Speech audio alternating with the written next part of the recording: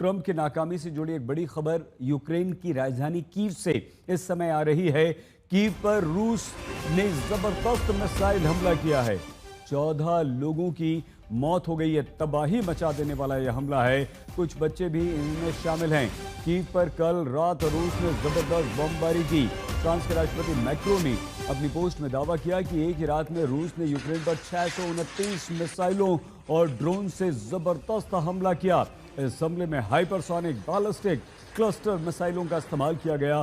CCTV कैमरे में तस्वीरें जो कैद हुई वो बेहद भयानक तस्वीरें हैं। इस हमले में यूरोपीय संघ के यूक्रेन डेलीगेशन के ऑफिस को भी निशाना बनाया गया। रिहायशी इलाकों में हमले में 14 लोग मारे गए। 3 बच्चे इनमें शामिल हैं और मरने वाले बच्चों की उम्र 2 साल, 14 साल, 17 साल है।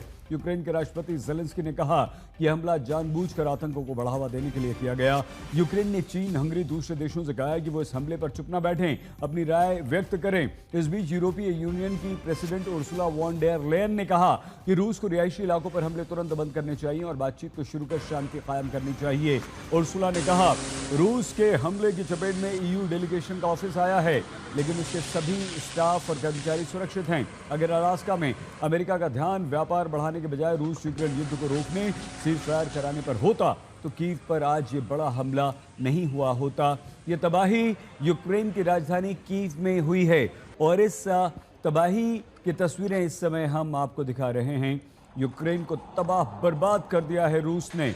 मिसाइलों से अब तक का सबसे बड़ा हमला यूक्रेन की राजधानी कीव पर किया गया है। इस बीच रूस के रक्षा मंत्रालय का बयान भी सामने आ गया। बड़ी खबर यह है कि रूसी रक्षा मंत्रालय ने कहा है कि उसने अपने सारे लक्ष्य हिट किए हैं और रूस के रक्षा मंत्रालय के अनुसार रात को हुए हमलों में किंजुल मिसाइलों का इस्तेमाल किया गया।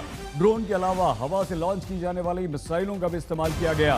रूस ने दावा किया कि उसने यूक्रेन के तोही जहाज पर भी हमला किया है। इसके अलावा यूक्रेन के सैन्य ठिकानों, एयरफील्ड को भी निशाना बनाया गया। रूसी रक्षा मंत्रालय ने यह भी दावा किया कि उसने पूर्वी यूक्रेन में नेवी पिवका पर कब्जा भी कर लिया है।